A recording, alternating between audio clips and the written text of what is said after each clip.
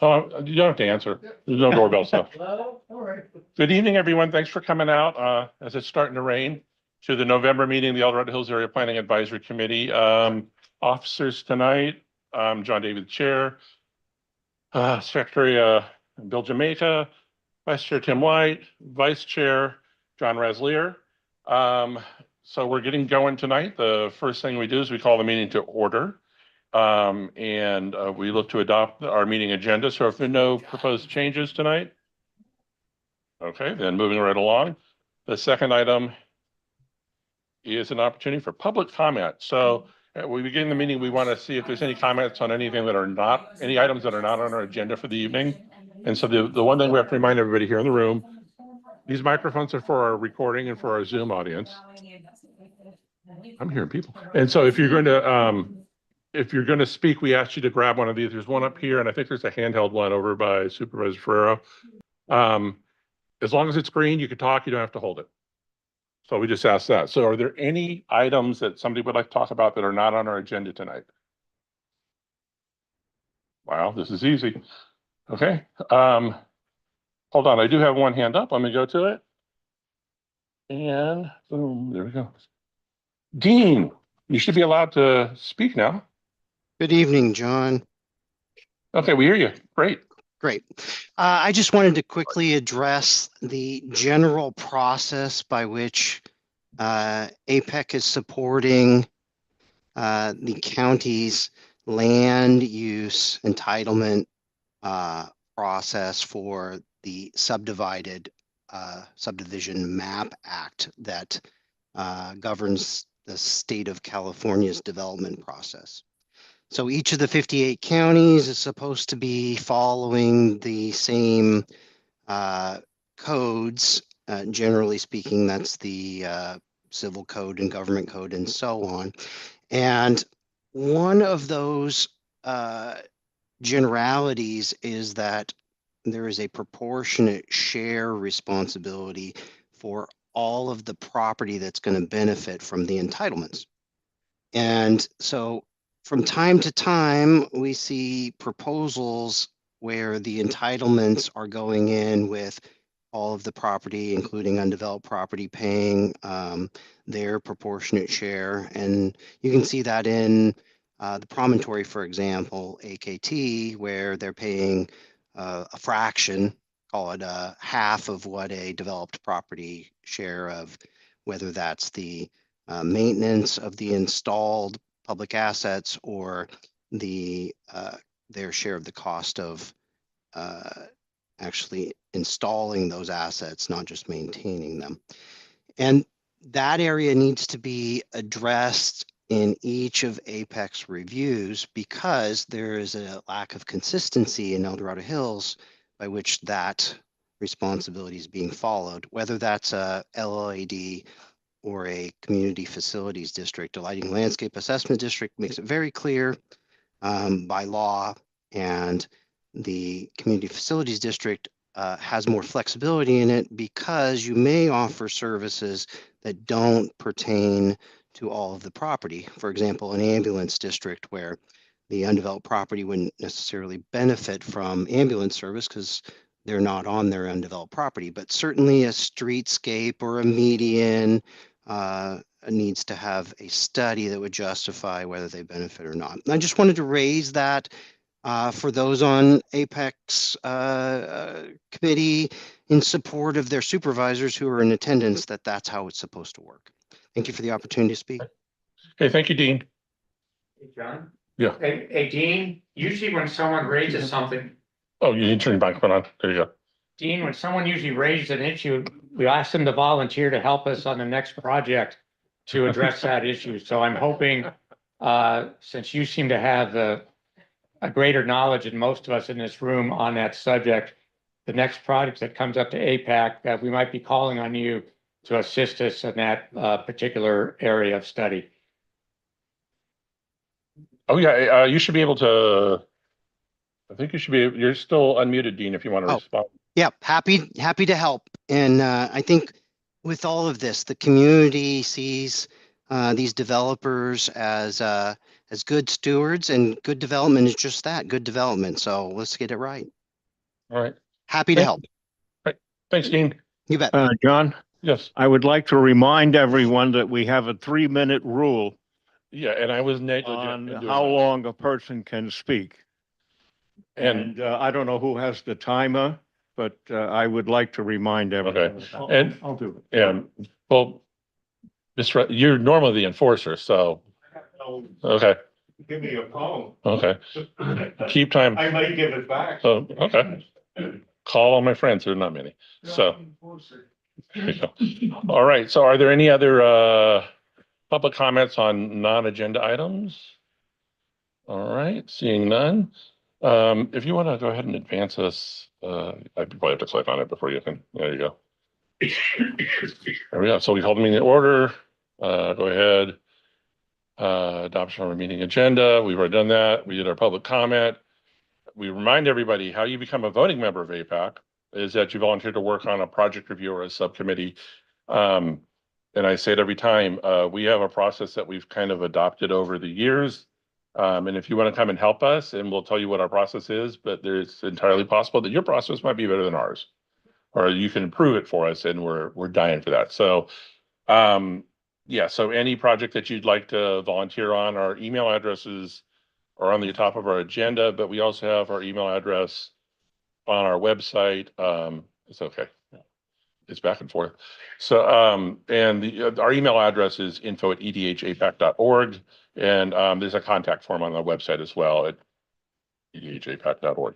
So, moving ahead. So, the first opportunity tonight to hear from someone, Supervisor Ferrero, District 1. There's a microphone by you. All right. This won't take long, and how much. Good evening, everyone. I know most of you. I'm Greg Ferrer. I'm the District 1 Supervisor for El Dorado County. And I want to thank the APAC Board for allowing me to speak again. They are very gracious every month. Yeah, we've only had a couple of supervisors meetings since we last met, but probably the biggest thing to note and talk about is the decision on the Town and Country project, which we made a couple weeks ago. If you were here at our last meeting, Town and Country, Mr. Mahana, they came and gave a detailed presentation on their proposal. And then a week later, we had a meeting, hearing at the Board of Supervisors level. And we decided to send it back to, is my motion to send it back to the Planning Commission for changes. And I've said this multiple times, I like the hotel, and I think the location is suitable, but I couldn't approve something. For those of you who don't know, there's 60 acres. They wanted to rezone from 10-acre parcels to commercial, high density residential, and some open space. And the hotel project was on 30 acres. And then there was another 30 acres that could have been rezoned used for anything. And they didn't have a definition on what they wanted to use it for. It could have been apartments, townhomes, commercial, age restricted. And I just didn't feel comfortable approving something that we don't know what's going to go in, especially since would be such a drastic change to the general plan, going from 10-acre rural parcels to, Costco Hill. And that's what I'm envisioning there. And then the second thing is, which is a deal breaker for me, is they have to have a sewage line. And currently there's no sewage line that accesses that property. And so in order for this project to move forward, they're going to have to build a sewage line basically from Bass Lake Road down into Serrano, essentially to near Silva Valley. And it's quite long, and there's land rights that they're going to have to cross people's land and get permission or possibly eminent domain to get that sewage line. So the other option was a septic system, which was 30 acres of leach fields, which may or may not work, but I wasn't comfortable with that, especially on a hill, and it's a controversial project anyway. So I made a motion as a 3-2 vote to send it back to the Planning Commission. And so I'm sure that'll be coming back. If you didn't hear today, the Planning Commission hearing on the Creekside development, which is the wind project, which they've been here every meeting. But that got denied today by the Planning Commission, 3 3-2 vote as well. And for the Town and Country project, it was when it was with the Planning Commission, at their hearing, it was a 3-2 vote in favor. And Dave Spauer, the District 1 Planning Commissioner, he supported the project. And, we talked afterwards and you guys, I wish I didn't vote that way. So it really kind of solidified my belief that I'm pretty confident that I was right on that one. So that's really the biggest thing. You keep hearing about, the federal government, the shutdown and the SNAP benefits and things like that. So those are being reinstituted. It was a huge concern of our Health and Human Service Department. That how are they going to deliver food and get services to the people that need it? And it's my understanding that those funds are going to be flowing through again. And then that's about it. We approved the next year's Board of Supervisor calendar. And just want to say thanks to Tom Purcell from Long Range Planning. He's with the county, and he's going to give a presentation on design review standards that we're implementing throughout the county, and it's specific to each supervisorial district, right? It's each 5 districts, right? Well, we have it. Or are we going to just do El Dorado Hills? It's based on each community, so sometimes Okay. it splits, but it's close. to- Yeah, it's not perfect.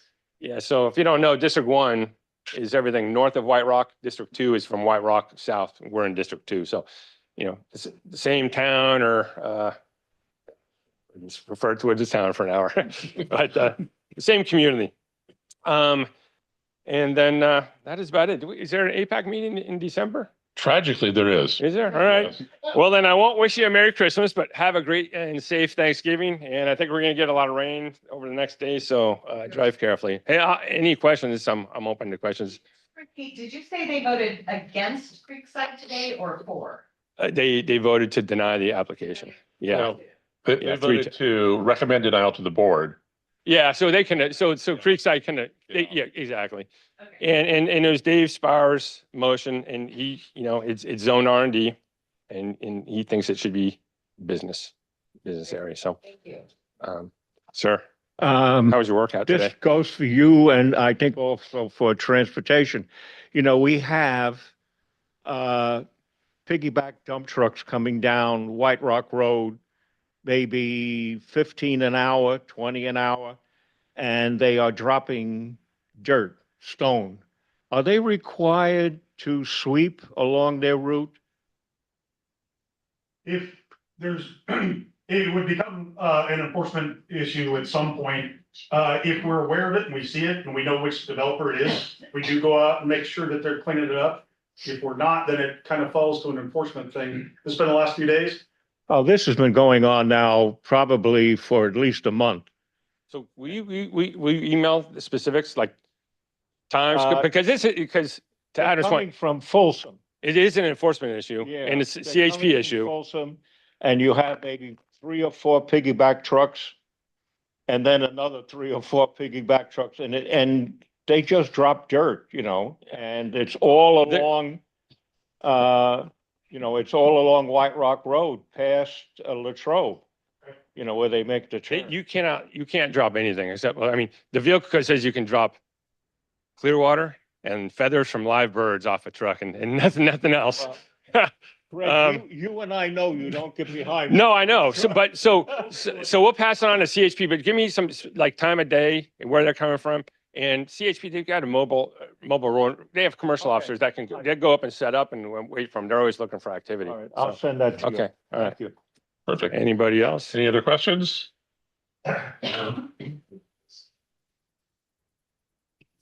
Greg, I don't think I can come to a meeting and not mention Saratoga Speedway, so I'm doing it again. Got the fence fixed. Yeah. I saw the fence is back up. Another truck has gone through that Did it fence. go through already? Yeah, it's propped up there, so I don't know if the county puts that fence back up. No, it's state, it's Caltrans. We had to Okay, give, so we had to there's work with now them to been get 2 that. trucks off the side of Saratoga out toward 50 because there's not enough stopping distance.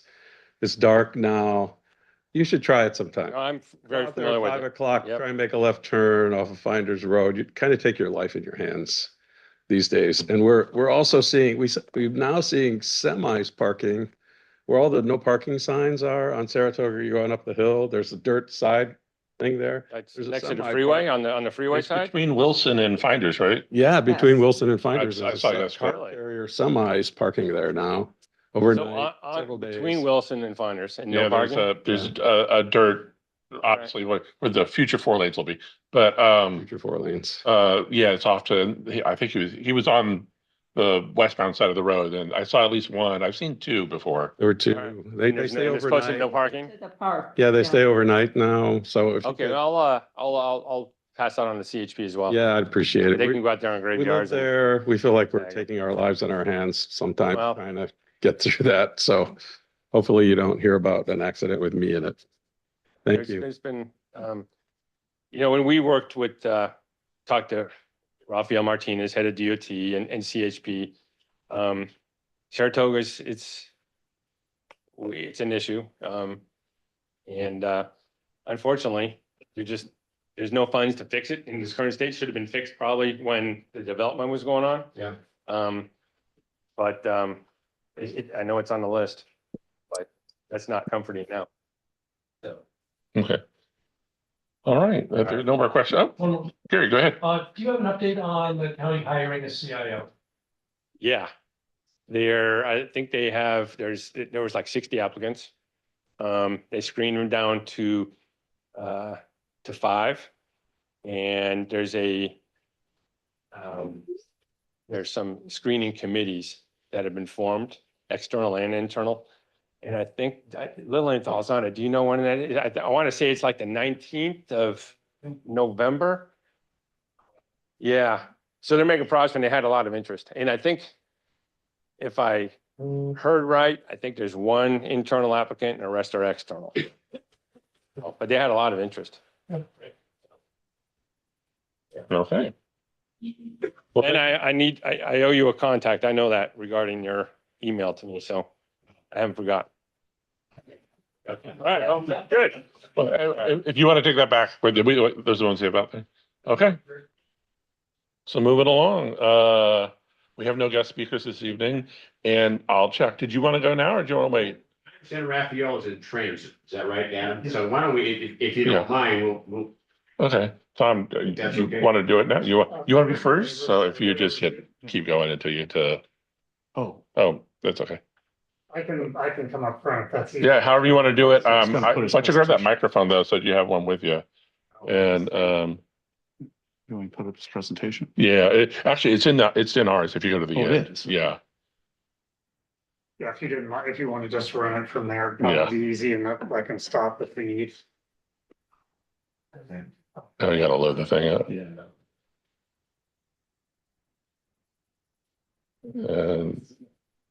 And then just keep going forward till you get to, it's after, keep going, keep it, almost there. Boom. And if you want to do the share now. It's hard to drive and talk. Sorry, guys. And then where's your Zoom? There you go. There. I need to screen either one. So on a big enough screen. Let's see, it will be in a second. Okay. I don't need any talking, make it as big as it fits, I guess. Okay, so we're introducing Tom Purcell, Senior Planning, Long-Range Planning for the Planning Department of El Dorado County. And we've talked a little bit about this before. And Supervisor Ferrer was talking about, the county has entered a plan to have design standards for local communities. And I saw the Cameron Park presentation a couple of weeks ago, and I emailed Tom right after, hey, I saw you on TV. But we've talked about this before, and the idea right now is that the design standards, we have objective design standards.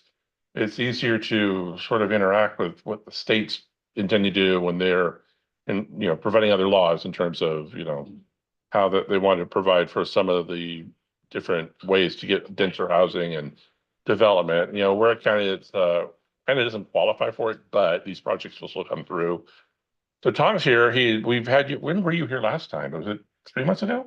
Yeah, I think about 3.5 months Yeah. ago. So we had an initial look at it, and Tom's here tonight to talk about the kickoff of and there's an opportunity for residents to participate. So if you want to go ahead to one, and Tom, thanks for coming again. No problem. So if you're ready with the first slide, I'll just tell you when to turn. Alright, I you think go. there are Okay. 8 slides, so it's not very long. So again, if for those of you that did not meet myself and the long range planning team 3 months ago, again, I'm Tom Purcell with the County Long Range Planning. I'm the project manager for the design standards. Let's see, with Supervisor Ferrer's opening remarks, I think that pretty much set the stage. This is something like a 12-year effort, if we look back several years, to encourage local planning in our communities, especially El Dorado Hills. So this design standards project will help the community design the look and feel of the El Dorado Hills community moving forward. And then at the next follow-up meetings that I'll talk about, the county did bring on some design consultants to help out staff with any technical or design expertise. And they'll also be joining us at future public workshops down here in El Dorado Hills. So I'll talk about that in a couple of slides. Next slide.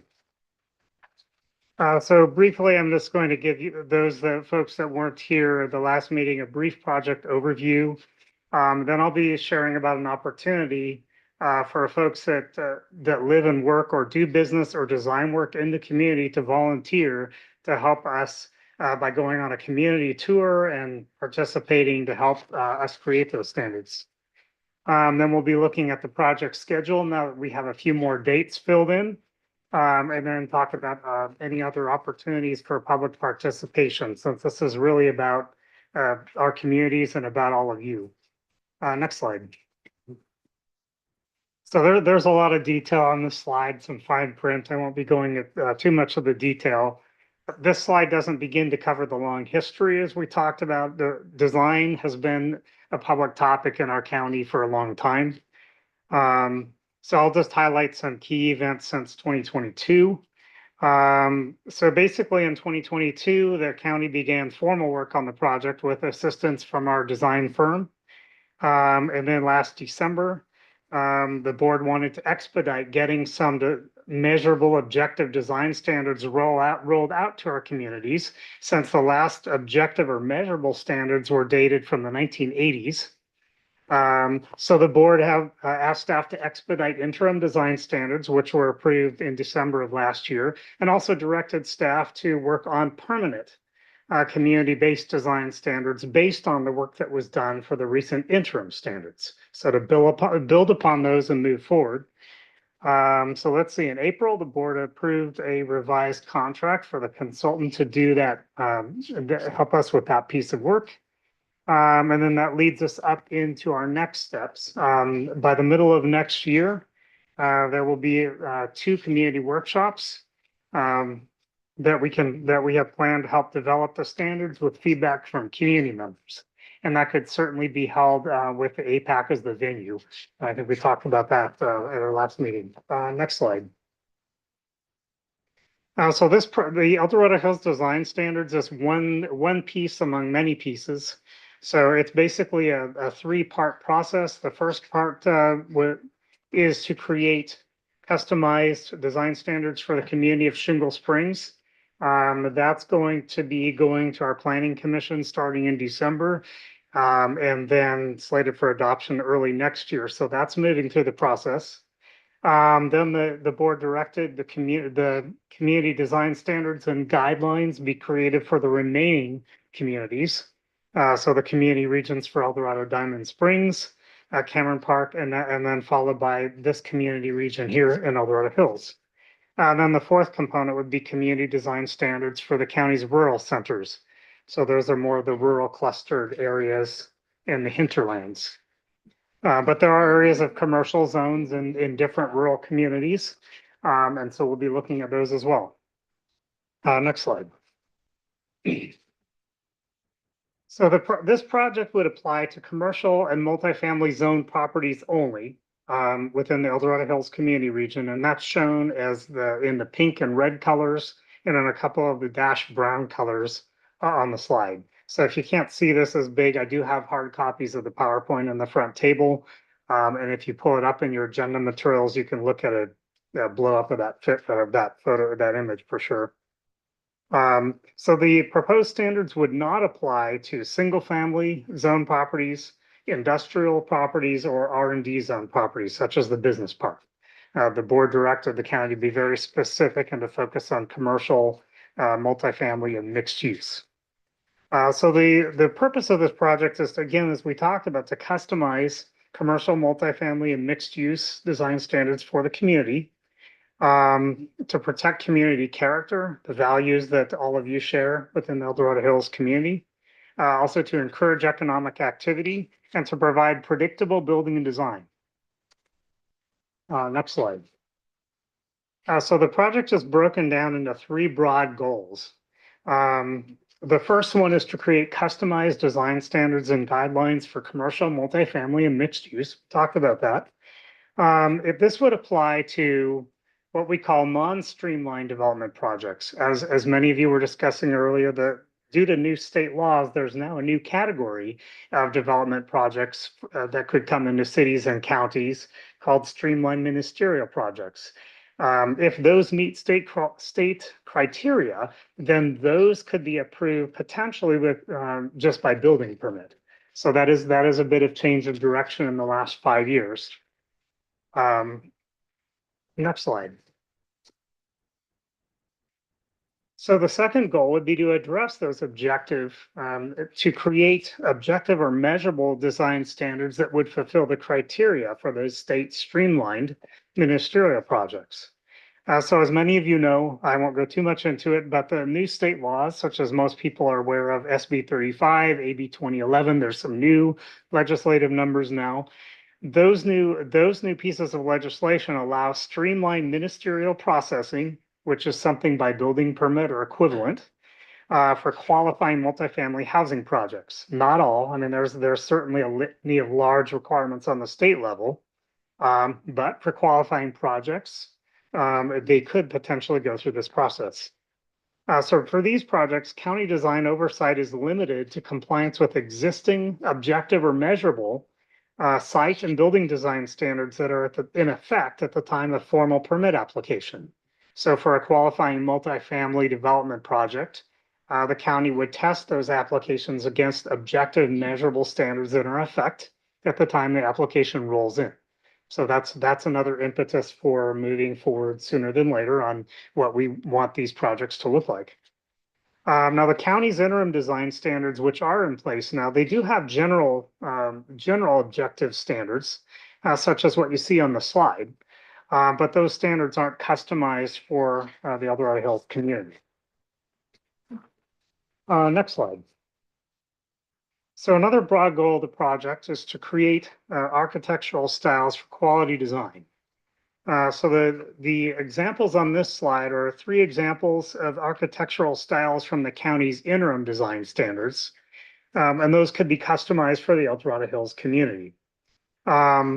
Also, as a question mark on the slide, this community may also consider adoption of a new architectural style based on local design preference. For example, perhaps the community wants a Tuscan style or a hybrid style or something else in addition to other styles that they might want to customize. So there is the option with our design professionals to create a customized style as well as modifying the others. Next slide.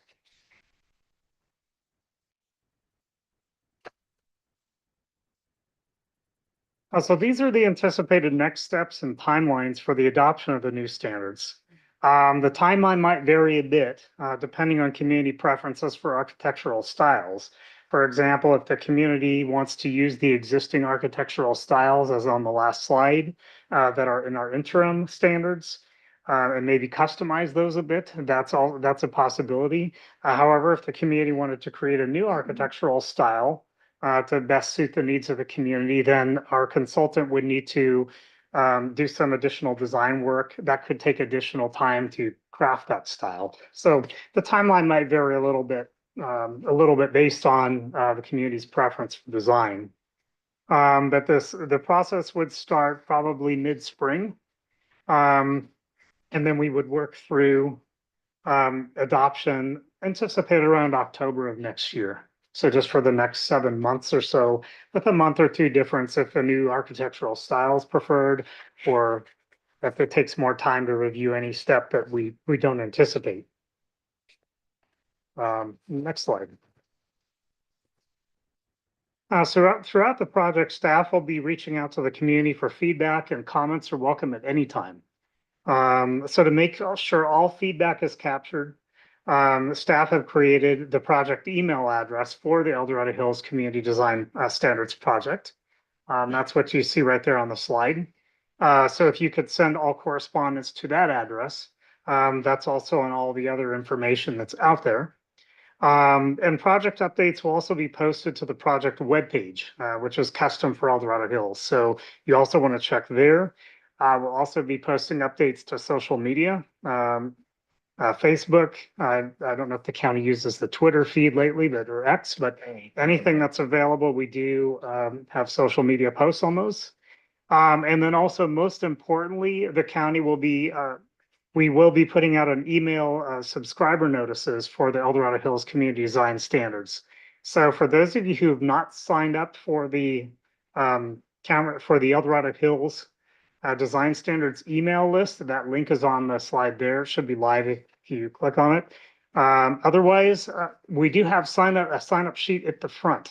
So before you leave today, if you wouldn't mind just filling out your contact information, staff could use that information and make sure that you're on that email list for the community design standards. And that way you won't miss any updates or changes or any information that we want to send out right away. Next slide.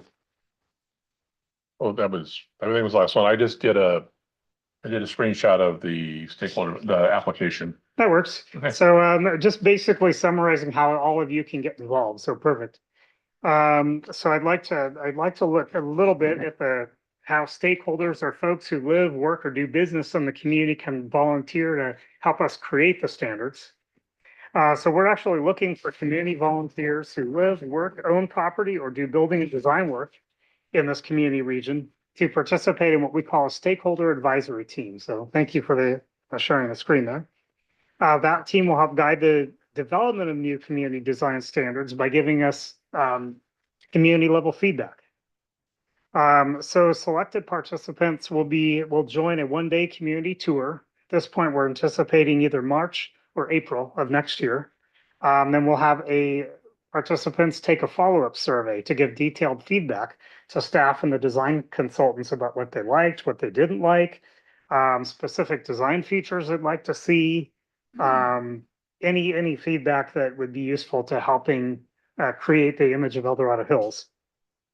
So we'll have the participants take a survey based on the tour, and then also participate in up to 2 additional workshops that we'll be having here in the spring. So as we saw on the timeline, this APAC, then if that works, would be hosting a couple of community workshops, probably in this room or the older venue, for community members to hear from the tour participants, and then do workshop activities, whether it's dots on a page or naming things on easels or looking at photos of buildings that the community likes, buildings that the community doesn't like, all the different activities to help staff and the consultant really zero in on what the community is looking for in these new design standards. So that will all be rolling out early spring.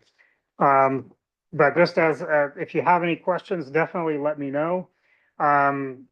There is some flexibility with the holidays, but we do have an application form deadline of December 5th. That would give at least 3 weeks around the Thanksgiving holiday.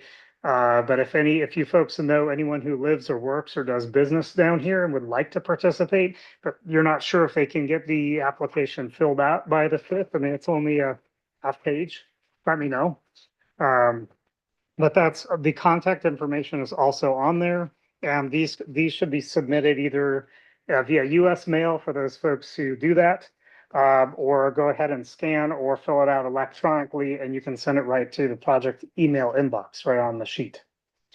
So that concludes my formal presentation, but I'll be happy to answer questions. So we'll go ahead and we'll put the form on the APAC website as well, and we'll share the links. And of course, the presentation will be on the APAC website. I had a question about, I know one of the last iterations, I want to say it was about 2018 or so, 19, where we tried to, so we did have some APAC members volunteer for that. The thing where we talked about then, I think they were, and as you described it, the other design standards, the styles. For example, the Saratoga retail, with the Walgreens there, when they first did that project back in 2008-9, when they were proposing it, it was Santa Barbara style and nobody liked that. They said, that's not El Dorado Hills. So, but if we can identify styles like that exist, and that could be, would it be easier for the consultants to say, okay, that's a style and define it with what's already in place? You suggested Sure. Tuscan or, okay. So, I know even, and I'm blanking on the church name on the boulevard. There was, why am I blanking on that name? Oh, well, gosh, I'll remember it on the drive home. Thank you. Oh, that was tough. They had a style initially that was a warehouse style. It's, well, yeah, they modified it a bit but they were at APAC several times and they heard from people and they said, okay, well, we'll change it. It was more expensive, but they did it. So that sort of feedback's important. But yeah, so in terms of the tour during the day, it'll be during like the business hours and you'll take your tour, and then you envision that the working groups would probably be in the afternoons, evenings, or how do you think that would happen for people who want to plan if they can participate? Right. So the tour, I mean, we just had a similar tour for the El Dorado Diamond Springs community region. So the tour basically, it probably won't take a full day. I mean, we're a little far out, with the holidays to actually have a date pinned down. But generally would be midday. I try to have a tour to where it's not during a peak rush hour in the morning or afternoon.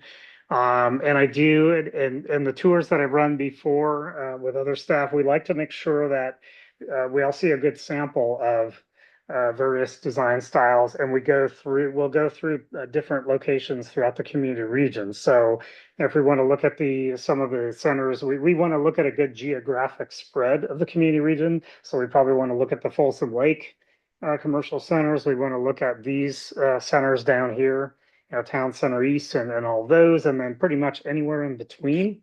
So I think that the tour is designed to give a good sample. I think when we did El Dorado Diamond, we had like 4 examples of multifamily and 4 of commercial projects. So something like that. I don't think we need to be more than about a half a day. But we're just asking folks if they have the time just to set aside a whole day so that we can dial in the actual hours of the tour. Yeah, I think as you get closer to it and you dial it in, you'd probably be able to garner a little more participation. People know what they're going to be. For sure. What you're investing yourself into. So are there any questions up here for officers?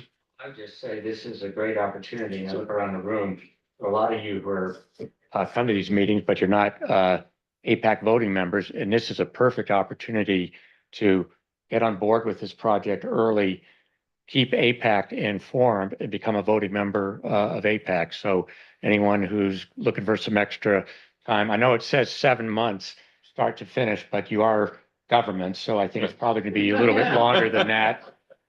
But it's nice to have an aggressive time frame and get done. John?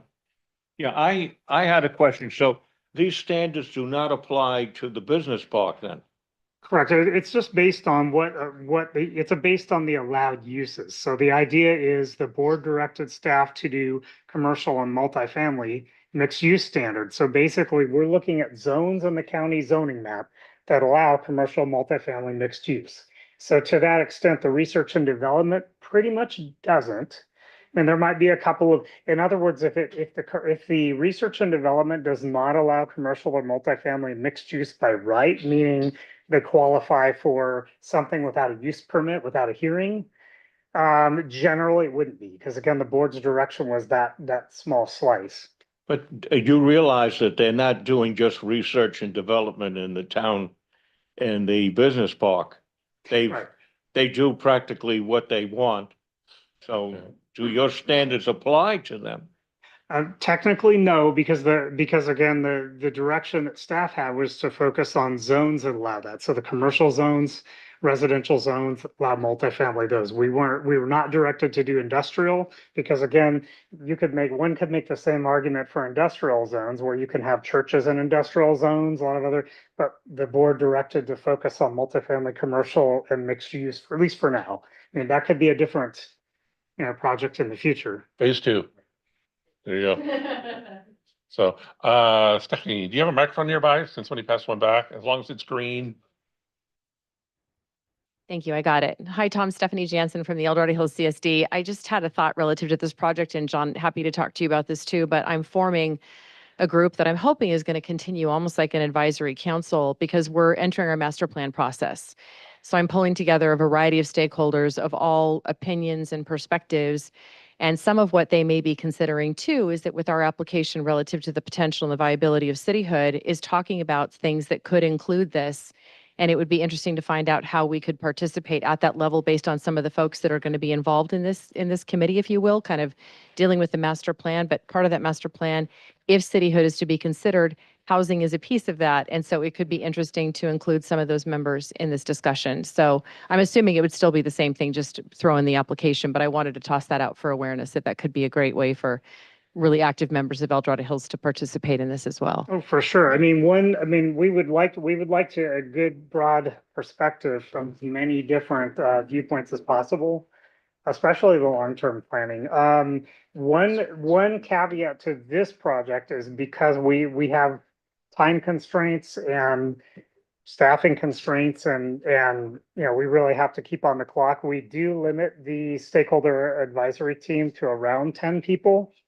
But if we get 11 really good, or even 12 qualified applicants, we want to be able to do that. But we also want a group large enough to be able to, caravan to different tour locations. So for example, 15 or 20 would probably not allow the staff and the consultants the ability to do what we need to do as quick as we have to do it. But we'll definitely keep that in mind. Yeah, and Tom, I appreciate that. And also know that I didn't mean if we had 20 people, I meant all 20 people. I meant like a representative or two from that group. So I appreciate that. Thank you so much. Also remind, and so Stephanie hears it now, we have not yet booked all of our meeting times for next year at the fire station, although they will accommodate us, but there's a nice big room at the CSD as well. So it's possible to have multiple locations. I just sent you a text. I heard our former general manager kicked APAC out because they wanted to charge you. And I just think for the record, you should know that I'm not going to do that. So if you only be my guest. And there is some truth in that. Okay. So Why I'll need it. Well, I can't confirm. I won't. Okay. Yeah. You have a microphone right there, Kelly? Oh, sorry. Great. I have one word to say about research and development, and it's called Amazon. And we'll leave that at that.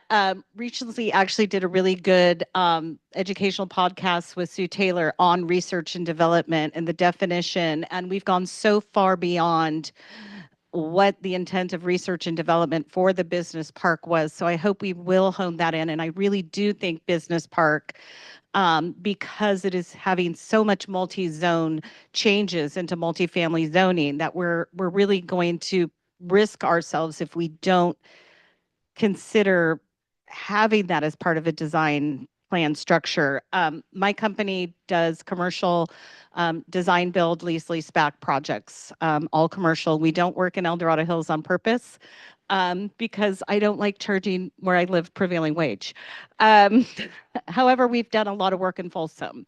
And I would really, really challenge you, and I keep saying this, get down to Folsom Ranch. I have lots of pictures. Drive slowly and drive carefully and really consider what mass housing projects mixed with commercial, mixed with schools and all that looks like, and what no design standards upkeep looks like. It is really tragic already, the condition of Folsom Ranch and what the design, it doesn't flow. It looks terrible. The landscaping with hardscape, it's just really bad. So I would really encourage, as we're looking at these monstrous marble valleys and lime rocks and things, can we have a design standard that, for example, says lot sizes?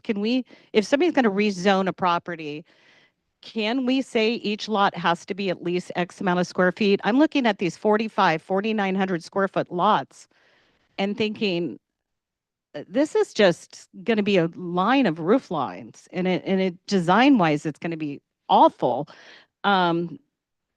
In terms of the multi-use zoning, which is what they're all going for. That's where you get your state money. That's where you're going to get your most bang for your buck. So I think most projects are going to go with multi-use.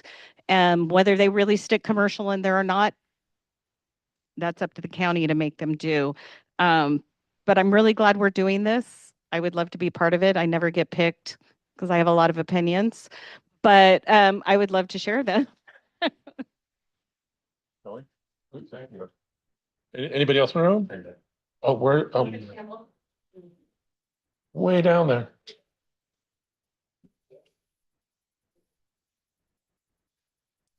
Okay, Linda Campbell, El Dorado Hills. On one of the slides, it referred to an environmental review. What's the environmental review part of it? Well, any time that there's a change, potential change of land use, that's required to be reviewed under the California Environmental Quality Act.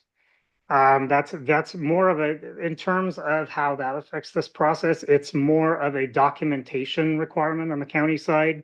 In terms of actual environmental effects, these standards will probably greatly lessen or have the potential to greatly lessen some of the current environmental effects from existing that are already out there, from existing development by actually dialing in on specific standards. In other words, whatever the improving the aesthetics, right?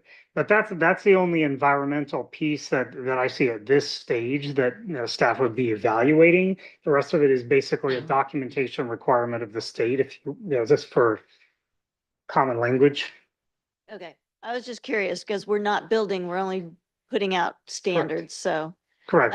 This is not a boots on the ground, dirt moving project. This is strict guidance for what those future projects look like. Right. And then you kind of put up the tentative dates, but would there be like at least a month advance notice for like the target, especially for like the workshops, things like that? Yes, and we'll be putting a full court press as we do that, and I can definitely keep in touch with John and you folks at APAC. In fact, remind me. I don't mind if you ping me once a month to see where we're at. That's fine. But yes, we want to give everyone. I think at the last workshop we gave everybody about a 30-day notice. That's the goal. Sometimes it doesn't quite work that way, but we do put it out on all of those information channels. We'll put it on the webpage, the Facebook. If you haven't, you could repost to next door. I mean, whatever you need to do. Then we will also put out flyers. We'll put notices on the libraries. We'll try to do everything that we can, and then we'll send mass emailings out as well. Thank you. Thanks, Linda. Are there any other questions in the room? Oh, microphone someplace. There we go. Thank you, Linda. Hi, Bill Lux, El Dorado Hills, Four Seasons resident, and also an APAC voting member. First of all, Tom and Percival, I'd like to thank you for your presentation. I thought it was very thorough. Appreciate that. I would also like to acknowledge and recognize Tim White for his comment to encourage people to become involved with APAC by becoming voting members. I think that's a great idea.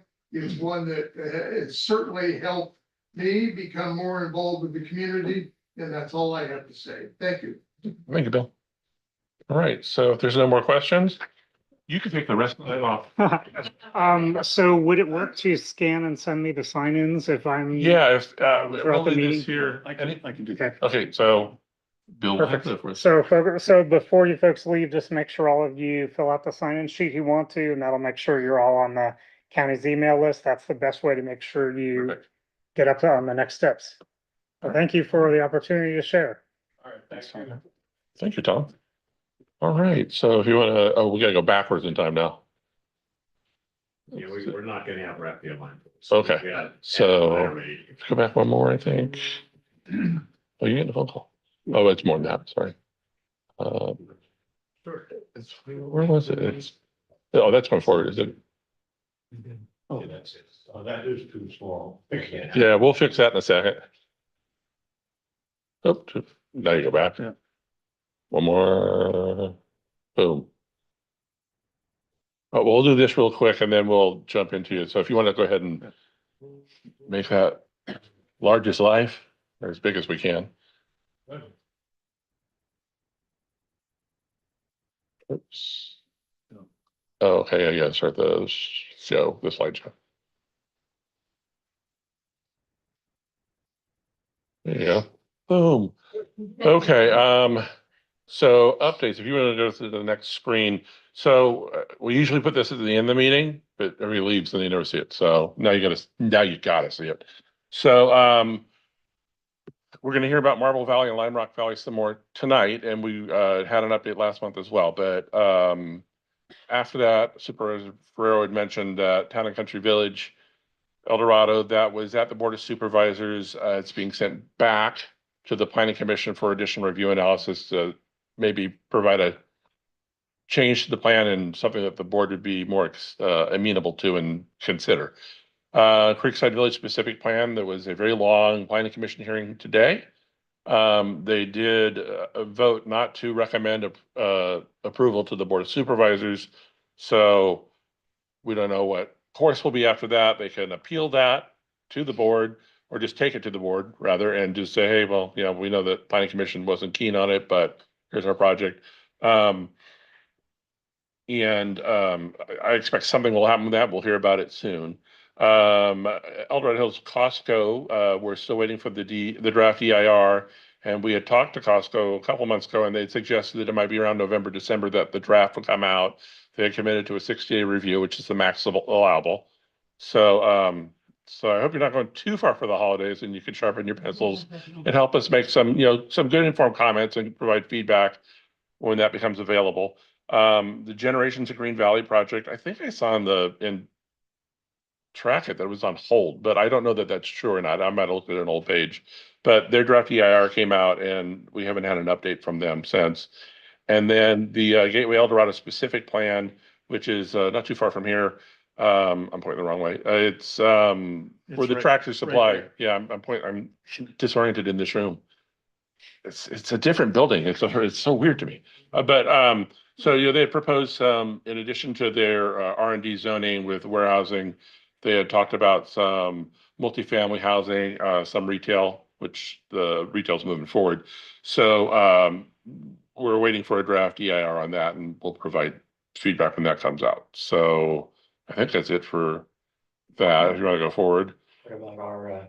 Oh, well, I said the end of I did put at the end of the show. Yeah, we'll get to it. Okay. So we're going to get to the APAC incorporating as a nonprofit. That's at the end. So stick around. That's a spoiler, I guess. So we have an update presentation tonight. Village of Marble Valley specific plan and the Lime Rock Valley specific plan. And Kirk, are you driving for this tonight? And do you have a microphone? Maybe right here. Okay, there you go. And you're okay right there? Yeah. We just slide through. I can see the screen better that way. Okay. Okay, well, thanks for letting us come by tonight. There isn't going to be much new. It is information that we, along with DOT and even Caltrans, has been a lot of time developing. I thought we'd hit on a couple highlights of what you've already seen. If you were here last month, you're probably not going to see anything different on that, but I just thought, what the heck? And we had one other piece of information we wanted to share, so we thought we'd brought that back, and maybe Adam can share some information as well. So if you can hit the first slide. Oh, next slide. Okay, just a couple things I wanted to point out. There's nothing new in the text from last month, but the remaining capacity as of May of 2022 at the Bass Lake interchange was about 400 units. Who knows what the number is now. The ultimate interchange is needed. Again, I want to repeat this, and I won't bring this up again, but it's going to be needed with or without Marble Valley. Stated another way, with existing zoning that's already in place, you're going to need both the interim and the ultimate to meet your standards, not because of our project. So again, I hit on the interim, you're gonna need the interim with or without Marble Valley and Lime Rock. And then the last one is must plan for the ultimate, we, in our meeting with Caltrans at the end of September, as Adam wasn't on the call, they said, that's all very interesting, but you're not getting our permission for an interim improvement without knowing what the ultimate improvement is. And they kind of have this soft rule that they want to see about 10 years worth of life in the interim project. So that's probably in the end the most critical piece of information that we've developed in the last 6 or 8 weeks, that Caltrans has said there's not going to be an approval of an interim project without an ultimate project. Why don't you skip a couple slides now? Again, I want to make this quick. Everybody's had a long day today, all the way to let's see here. The page that says Caltrans approvals and schedule. And again, this is very, very important for me to know that we've explained this, and I know DOT feels the same way as well. What we went through kind of a schedule in our conference with Caltrans, and Mark Thomas has worked a lot with Caltrans as well. And from the time the county initiates the project, and maybe Adam can share with you what his thoughts are about when that project might be initiated, but at the best, it's going to be anywhere from 60 months to 81 months. And that would get us to the construction of just the interim project. So as you see our projects unfold, which is really Marble Valley and Lime Rock, there's going to be a lot of information about how that fits into our ultimate plan, because at some level, it will be hard for us to execute. Think of it this way, 25 or 30 years ago, we were all worried about water and this infrastructure project is critical, as critical as water was 30 years ago. So we want the community and the active people to understand that if there's a yes on Marble Valley, it's going to be a while before anything's going to happen, and we've got to work our way through the Caltrans process. Now, fortunately, we're working very cooperative with DOT. We've told Adam and Raphael that we can, if our project is approved, and do some advanced funding for some of the studies. I mean, if you look at the county, not to be critical of the county, but the county's procurement process, as many of us know, is not very fast. So if there's a consultant like Mark Thomas that maybe we can get in an arrangement with them where we'll hire Mark Thomas and we'll get some credits against fees later on, then they don't have to go through 6, 8, 9, 12 months of procurement and bidding it out and all those kinds of things. But again, I want to emphasize that the beginning of the delivery of the interim project is going to take at least, I'm the optimist in the group. I always say 48 months, but I always get slapped down when I say 48 months. So we just put the 60 up there when we added it all together. Next slide, please. Again, this is nothing new. A lot of questions we get asked are, what's the impact on the TIF program of these two projects? Again, the Bass Lake Interchange, the 85 million you're going to spend whether our projects are approved or not. On the other side of the slide, these projects will generate at current fee levels about $125 million.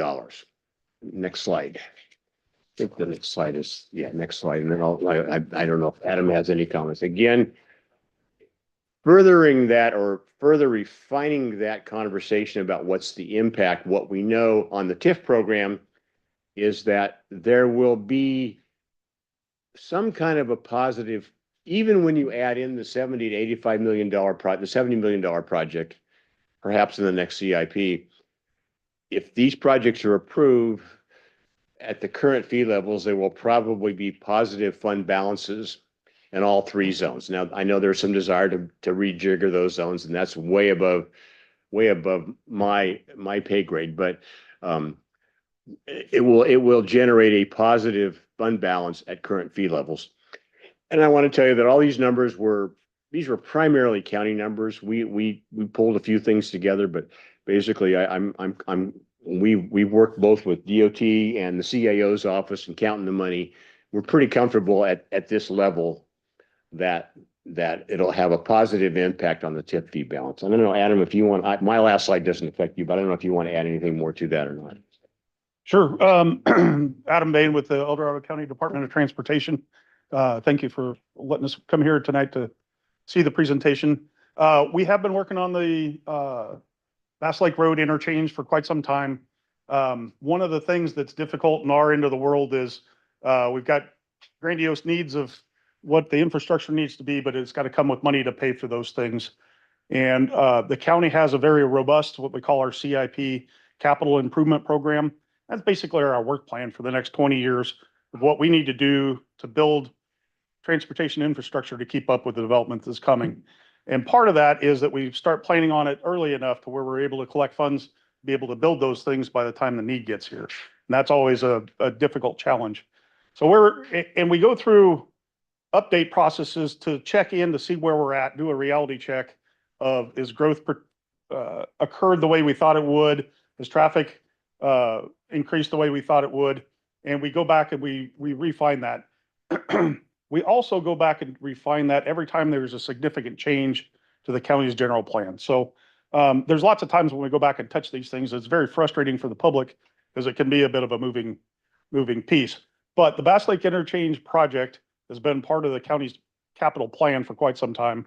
I've been here 20 years and it's been contemplated that period. We have funding for the first phase of it, which we got a portion of it a few years back when we signalized the eastbound off-ramp. We have funding currently to be able to do the westbound ramp and some other improvements to get us some additional capacity out of what's there. But we're teetering right on the edge, and the next significant project we get in, we'll kick that over to where those interim improvements won't be sufficient. We'll have to go for a full-blown interchange. And that's where that revenue stream for the future comes into play. We only generate those funds if there's sufficient development to pay into the fee program. And we absolutely expect that we will need a Bass Lake Road interchange ultimate configuration. We've done this with Bass Lake, or with El Dorado Hills Boulevard interchange, Silva Valley, Missouri Flat, Ponderosa will be the next one coming up. So to the extent that the whole program works with continual funding, that's the case.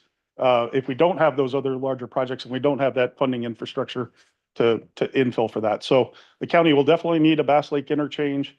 We definitely need some type of development to be able to pay for those types of things to take care of where we're at today. So Kirk was correct. We've done a lot of work with Caltrans. They have a process where if you're going to do an interim project, it's got to have 10 years worth of life, and you have to know what the ultimate's going to look like. That's part of their procedures. They do it universally with everybody. So we're trying to navigate that path. And a project like Marble Valley and Lime Rock would be something that would fulfill that ability to be able to deliver the ultimate interchange. So that's the county's side of things. That's why that number moves up and down from time to time. Originally, at one point, we thought we were going to have lots of growth real fast. That didn't happen quite that way. So we didn't generate the funds to be able to build everything that everybody thought we would need by now. So talk too much, but that's generally how the CIP and our TIP program works. And if we want to be able to upgrade our infrastructure, that interchange was done in the 50s, 60s, and they're all kind of coming to that lifespan where they need to be redone. So, do you want to continue, Kirk? I got one more slide. Okay.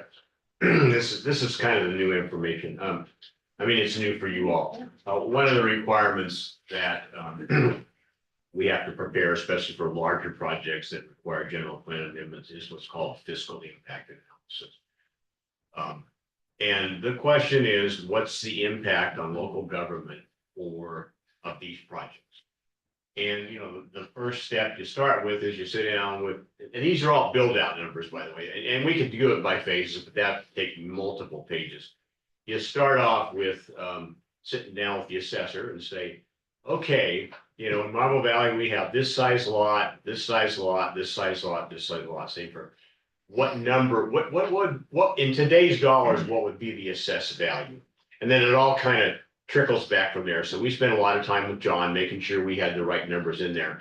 And what we know based upon, you know, what the tax rates are now, what the assessed values are, again, these are today's dollars. At build out, the county's general fund, from Marble Valley, is about $2.4 million. On the county road fund, it's about 870,000. Lowright Hills Fire District, about $1.2 million, county fire, about $1.4 million. Don't ask me why those numbers are different, but the costs that are associated with this come directly from the government. We don't make those up, but the only variable that we have really that we put in this is what's the assessed value. And that's after we sit down with the assessor and he and I, we agree on what those numbers are, but the costs that are associated with that to get to these net numbers come directly from the county, El Dorado Hills Fire, County Fire, El Dorado Hills CSD, Cameron Park CSD, and then there's kind of a total there. Pretty straightforward. There's a little bit of a twist in Lime Rock. It's not in a CSD. And there's a discussion going on right now about whether they're going to annex to Cameron Park or whether they're going to annex to El Dorado Hills. So you have two columns there for them, but nevertheless, regardless of what you pick, the impact on local government is positive. And if you go into the individual, the county has two funds they asked us to study, and we've got the special district. Everybody's positive based upon them providing us with the costs based, and then we add in the assessed value that we agree with the assessor on. So again, that's stuff that's discussed over time, but it will be a positive. So with that, any questions? Yeah. You got a microphone going? Yes, I do. All right. Why don't you include in there sewer and also water? Those things, the more you build, the more sewerage you're going to need, the more treatment plants, the more water you're going to need. Why aren't they added in that chart? Well, if you're talking about the fiscal impact of the project, EID is a special district that basically charges you for use. In other words, you get a bill every other month, or I know nobody likes getting them, but they're kind of they have their own their costs are. We could go do it, but it wouldn't. But they recover the cost, their costs of service as part of their regular bill. So there's really not a need to study EID. And actually, we are right next to a sewer plant in Marble Valley, if you're familiar, in Lime Rock, that has the capacity to serve the project. You can see, I think EID and also your sewage, they're planning more plants, they're planning more treatment plants, they're planning more water holding facilities. All of those things result because of building. If you weren't building, we wouldn't need them. Well, there is another document that I'd be happy to share with you. It's called the Public Facilities Financing Plan. Yeah. That's what you're talking about, John, and I'd be happy to come and share those documents with you. Let's plan on December and we'll show you what we have there, because that's a different discussion than what we're here today about. But yeah, but I'll plan on, we'll get you a quick summary on the PFF piece and be here in December and talk about that. Okay. Yeah, I think they should be included in whatever price it's going to cost us as citizens here. Yeah. I did. Anything else up here? Thank you. Yeah, you bet. I'll go. And maybe Adam can address this one. So I know that when we talk about the zones, right, A, B, C, we also have the highway, right, as a separate. So when we're looking at those total numbers and we're looking at a big interchange project, how does that break out? Is it quite pretty equitable in terms of what's being generated for the highway component, which is technically a separate fund, versus the road network, which is its own thing? It's an excellent question. Our traffic impact fee program breaks down the costs that are required by the growth we're anticipating. So new roads, interchanges, all that stuff that we know we're going to have to build because we've got more people. And it breaks it down by where those trips start and where they end and where they get allocated. So there's an allocation process that goes to that, where we have said that the interchanges along Highway 50 and the widening on Highway 50 are going to cost X number of dollars, and they're going to be spread amongst everybody who uses that. So somebody out in South County pays a very small portion, but they pay a portion of that Highway 50 fee. So when a new project comes in, we redo that analysis and look at it and say, okay, how much of this is going to be necessary for the interchange? and Highway 50, how much is going to be for local roads. And we redo that math where we basically have a numerator, which is the cost of all the projects we need, denominator by the number of units that we're going to get. And we do that math to come up with that number. It's obviously much more complicated than that with different zones and feeders and all that stuff. That's why we've got Zach and a team of 47 spreadsheets behind him. He was busy today. Yeah. And thank God we've got them. But there's an analysis we go through to make sure that everybody pays a proportionate share. The analysis that we've done here is kind of on a gross level. It's assuming that those things would stay relatively same. They won't stay exactly the same. They will absolutely change. The magnitude scale, how they rejigger is all kind of speculation. But in the grand scheme of things, at today's rates, those number of units will generate enough money to be able to build this interchange project and the other infrastructure necessary. Yeah, crystal ball is always a crystal ball. So It's really cloudy a lot of days. okay, I had another Another question. commercial project, well, let's say Costco. Huh? That's gonna be Silver Valley and Highway 50. Yes. Bass Lake interchange. Let's say a bunch of people on Bass Lake, they get on 50, they come off the next exit to Silver Valley.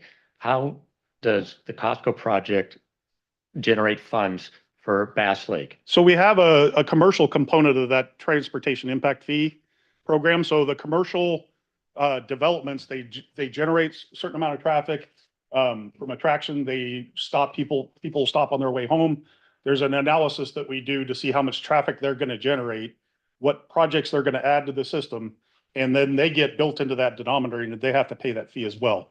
So if they add new projects to the program, we add those in there, and the denominator also goes up because there's more units. But the commercial pays per square foot as opposed to per unit basis, but they do pay a transportation impact fee.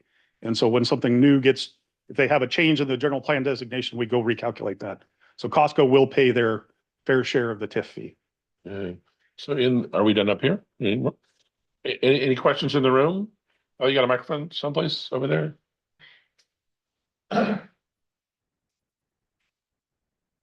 No other project gives me more anxiety than this one. How we go from our original intent that this was going to be about 400 units to 4-ish thousand plus, it still just boggles my mind how we can even be having this conversation, but we are. Question on maybe for DOT.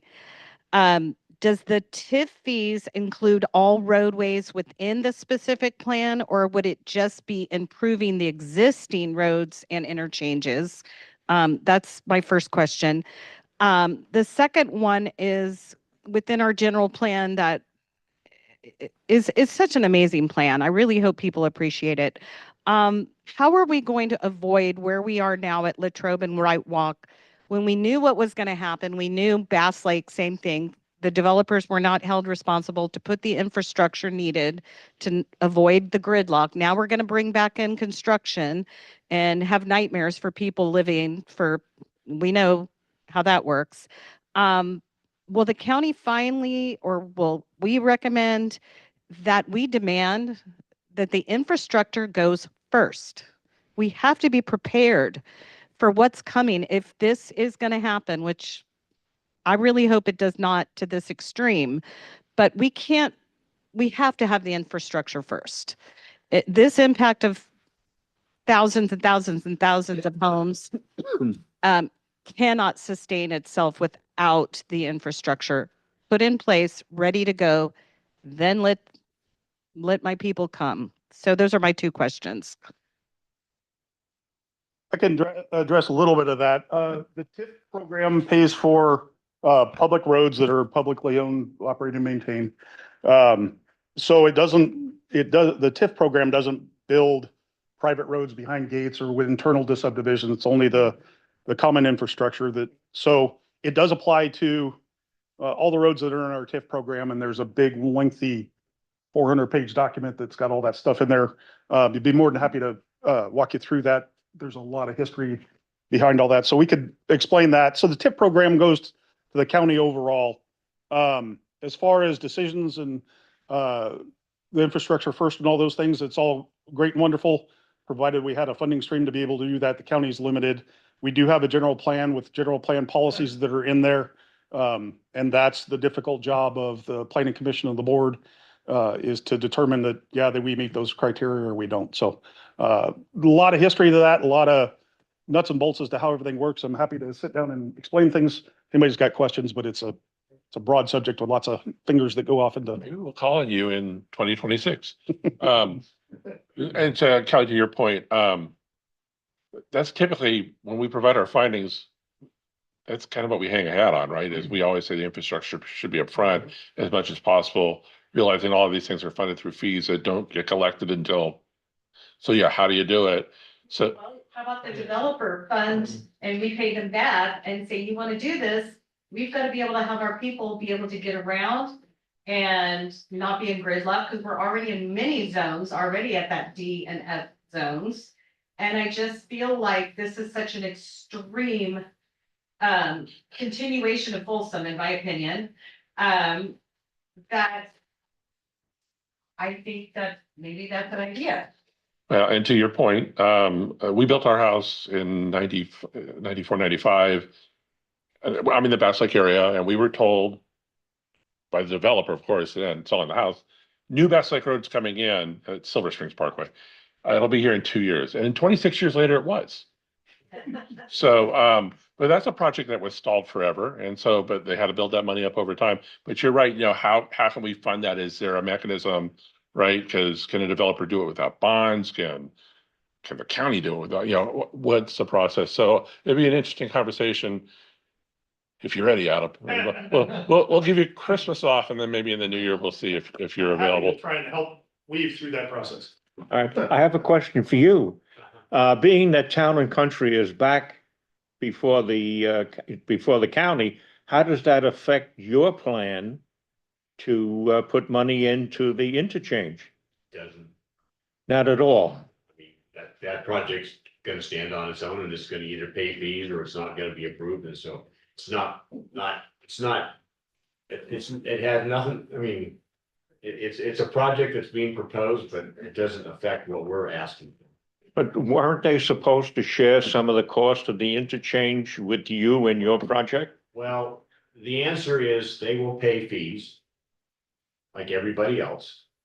And we have moved forward with some initial funding to do some of the studies that brought this work, these conclusions, but that's relatively, I mean, we spent $100,000 to make sure we had the reports and all the information. So that's kind of a small piece of it. We've asked them to help pay for that, but it doesn't matter. We're going to study it anyway. So if Town and Country never comes on, you will have to pick up most of the cost of the interchange. Well, let me back up a second. The way the interchange is going to be funded is by the payment of the fees. We're going to pay fees, they're going to pay fees, or they're not going to pay fees. And to the extent that when it's time for the interchange to be built, it's likely that what the county will ask us to do in the development agreement is to advance fund that money which hasn't been built up over time. So wouldn't the fees increase if they had to pick up all the fees themselves? If the infrastructure is necessary for everybody, like the interchange is, it gets funded out of TIF fee program, which is which are the funds the county collects. If there's not enough funds in that account to build it at the time that it's necessary, then we start talking about advances and other things. So it doesn't depend upon how big a project is.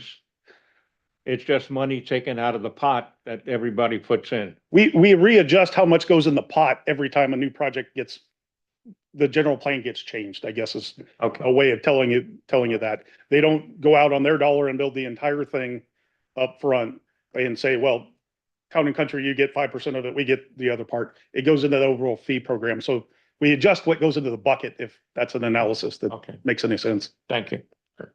In the room, any more questions? You got a mic? Oh, good. Local residents here. Question. My wife and I moved over here to El Dorado Hills maybe 24 years ago. And until this date, El Dorado Hills Boulevard is still under construction and is being widened again, as of we heard at previous meetings. So far away of being done in probably 25 to 30 years. the interchange of Silver Valley Parkway. Maybe Adam can maybe drop a number, how much that cost amount 10 to 15 years ago when that came up to play. That number of cost is way far higher if there would be another interchange built up on Bass Lake Road. Please take that in consideration. The Costco potential coming, do not forget and underestimate the amount of traffic that particular unit is bringing to the interchange from all around. I don't think that it ever was considered a Costco coming that location, bringing that kind of amount of traffic to that particular interchange. So I think these things should be definitely addressed. When it comes to housing here, this lady in the blue hoodie here mentioned a little earlier about she wants to see less close rooftops. Well, talk about less or close by rooftops to each other. There's a village up called Village A14 in Serrano, which they had to redesign rooftops, front yards for sure, streets, sewage, drainage problems, all kinds of issues with that particular A14 village, and don't even know how to connect it to the drainage system on Silver Valley. Although construction is going on and the extensions are being given to further constructions, and the homes are going to be very small and very, very close to each other. So again, addressing what the future will bring on Lime Rock and Marble Valley here, that more rooftops and closer to each other. Thank you very much. Awesome. Are there any other questions in the room? Okay, well, it looks like you're coming back. December with Well, are there any hands up? Sorry, I'm sorry. I didn't see any hands up. If there's anybody online, if you want to raise your hand in Zoom, if you have any questions or comments.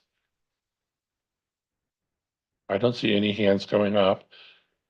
All right, and so, yeah, if We'll come in December with some kind of a summary of the public facilities financing plan, and I actually got a long list from Linda Campbell, and I haven't read through it yet, but to the extent we can respond, we'll get these to you in writing and. So, and I'm, again, crystal ball, since you're kind of come and spend another evening with us in December, we're probably not looking at an FEIR in December.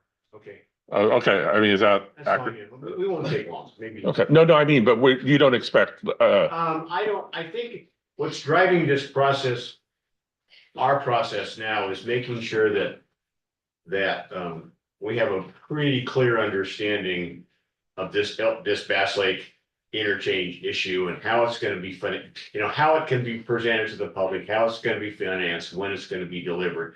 We're getting pretty close. okay, But I would guess that you'll see an FEIR early next year, Okay. maybe in December, but it'll be out there for a Okay. while. I mean, Well- when's your meeting in December? I think the 17th. I doubt that it'll be, Okay. nobody drops, I shouldn't say that. Be unlikely we drop an FEIR on the 17th, and then we'd probably add another 2 weeks to, but Yeah. we're getting close on the FEIRs Okay. in terms of response, but really what's driving the timing Yeah. is this particular issue, which is why we're spending so much time. And so no project review in anybody's stocking, we think, for that. So, I do want to acknowledge that Amy Wolf is also online and, part of the Lime Rock project. And thank you, Amy, for being available tonight. With that, I think we can kick you loose and we'll keep talking. We'll see you in December. All right, thank you. Thanks for your time. And then we gotta just keep going. We'll get way to, it's right after this one. Keep going. We're almost there, guys. One more, there you go. So another update for you, APAC, every year we elect officers and voting members are in that election. So, we'll do another electronic ballot this year, which is the easiest way to get it. It's at Christmas, New Year's, it's hard to get people here for a meeting to vote. So we'll do it electronically. It'll probably be out 10 days before the meeting on the 17th. Vote early and vote often for voting members. And so right now it looks like we have a commitment from the existing officers to continue forward for next year. But all will be revealed in December. And the other item we wanted to talk about, we had a meeting of voting members a few months ago. We announced that APAC, we were looking to incorporate as a nonprofit. And the idea behind that is that, APAC's been around since 1981. nobody has filed a lawsuit against us yet. But that's not saying that somebody won't file a lawsuit against us yet. So there's only been a handful of projects where we said, hey, we can't support it. So typically our findings are conditional support, right? We say, if you can make these modifications, that's how we would support it, whether anybody listens to us or not. But in the event that something would happen, that there's a lawsuit and, we would want to protect the people that are participating in this process. So the idea behind this is that we formally form as a nonprofit because also a lot of people over the years have asked, how can we give you money for what you spend on websites and Zooms? And it's like, well, if there's not a mechanism in place to do this legally, we're not taking anybody's money. So we had another meeting this week and we're narrowing down our articles of incorporation and our bylaws. I think there's a couple of things I need to touch with officers on the bylaws that I had questions on. And then it's just a process we anticipate in 2026 that we will be filing to incorporate as a nonprofit. And if you want to send us some money to cover $60 a month for Zoom, we would like to have it, but I think we'd almost rather have you participate than send money. So did I miss anything on that? Is there anything else that's critical in the incorporation? Okay. So, and then plus also it gives us an ability to be, we're advisory and we would continue to be advisory, but we'd be an official organization as opposed to just being some loudmouths that get together and talk about things. So, so if there's something else on that, I think the other thing we want to talk about, if you have public meeting comments that you want to contribute and you can't be here, you can email them in to the address or to our address on the website. We need it by 5 p.m. on Monday so that we can ask the people who are attending the meeting, hey, here are these questions come in, could you be prepared to answer? And so then by Wednesday, we hopefully have your answers. And the very last thing is we'll see everybody on December 17th. And we'll be back in the new facility. Boy, I've heard some wonderful things. It'd be like a rocket ship. So It's Fireboard officer says yes. yeah, it's gonna be nice. I think the Board of Supervisors want to have more meetings down at the El Dorado Hills Fire Department. Instead of us having to go to clouds and be like, thank you for down here. So we should know. It's a long time ago. It is state of the art. We're gonna have screens mounted. People in the back of the room will be able to see screens that are halfway in the room and not have to look, 70 feet to see the small minute writing on the screen. And we'll be able to hear. And you will be able to hear. Yeah. Whether you want to or not. Yeah. So I got it. So since we're talking about that, and I try to remember this every month, we really need to remember to extend our thanks to the department because they provide this room while there are other rooms under construction. They provide that room to us every year. I will fill out the dates that we need next year, and we'll probably hear in about a week that, around the Santa Run, I should announce the Santa Run too. Around the Santa Run, we have to move, right? That's why we're doing the 17th instead of earlier. But it's support of the community that you don't see with a lot of agencies, and we're always grateful for that. And because I'm a Santa ambassador again, Santa Run's coming up December 6th in Town Center, and then starting on the 9th. We're the first stops. I should know that. And we're the last stop. Well, best for last. Well, you live in that over 55 community. How many people be there? You will never believe, we gathered, last year we had about 300 toys and 12 brand new bicycles with helmets and gloves. So. Yeah. So I would remind everybody, so I put the flyer out on, all the Bass Lake Action Committee and our villages over there in Bass Lake. We're at 5:30 on the 9th.